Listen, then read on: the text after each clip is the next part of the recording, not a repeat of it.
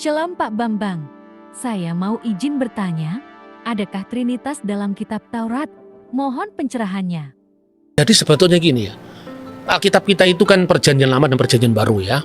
Perjanjian lama itu sesungguhnya Alkitab yang sama yang dimiliki oleh orang Yahudi di seluruh dunia, yang dikenal dengan Tanakh ya.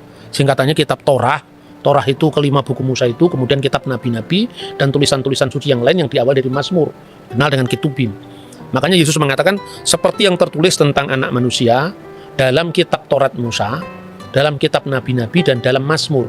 Karena Mazmur itu dalam sistematik kuno itu buku pertama dari Ketubim, yaitu tulisan-tulisan lain selain Nebiim dan Torah.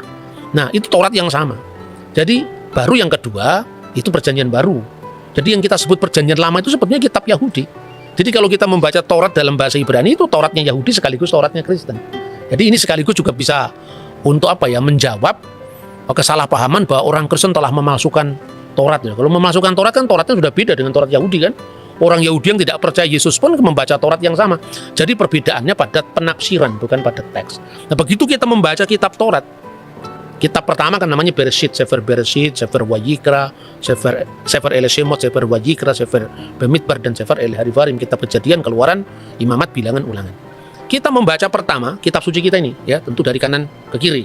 Ya karena kalau bahasa Ibrani itu seperti bahasa Arab kanan ke kiri. Itu di situ sudah ada Tritunggal. Coba dibaca Bereshit pasal 1 ayat 1 sampai dengan ayat 3 dalam bahasa aslinya. Oke, sebelumnya saya perkenalkan dulu. Jadi Mas Edward ini adalah kader dari Institute for Syria Culture Studies. Itu lembaga pelayanan yang memang mengkaji tentang kekristenan Timur ya, kekristenan Timur itu supaya kita tidak kehilangan akar sejarah kita. Dan YCS itu bukan gereja, tapi itu adalah lembaga kajian dan dia sudah belajar bahasa Ibrani langsung dari sumber aslinya di Israel. Ya, Israel Institute of Biblical Studies. Nah, kita bisa langsung membaca teks ini dari bahasa aslinya. Silakan.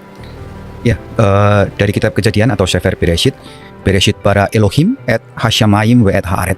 Dari pasal 1 ayat pertama ini kita menemukan existence of God, eksistensi Bapa, disebut sebagai Elohim. Kemudian di ayat kedua, ve Haaret hayeta tohu vavohu, ve Hoshea alfenetehom. Kemudian dilanjutkan dengan ve ruach Elohim. Di sini pribadi Allah yang kedua adalah ruach Elohim atau Roh Kudus atau Roh Allah. Ve ruach Elohim merachefet alfnei hamayim. Nah, di ayat ketiga kita menemukan pribadi yang ketiga, Vayomer Elohim, Amar Elohim atau Logos. Berfirmanlah Allah, Yehior, Vayehior.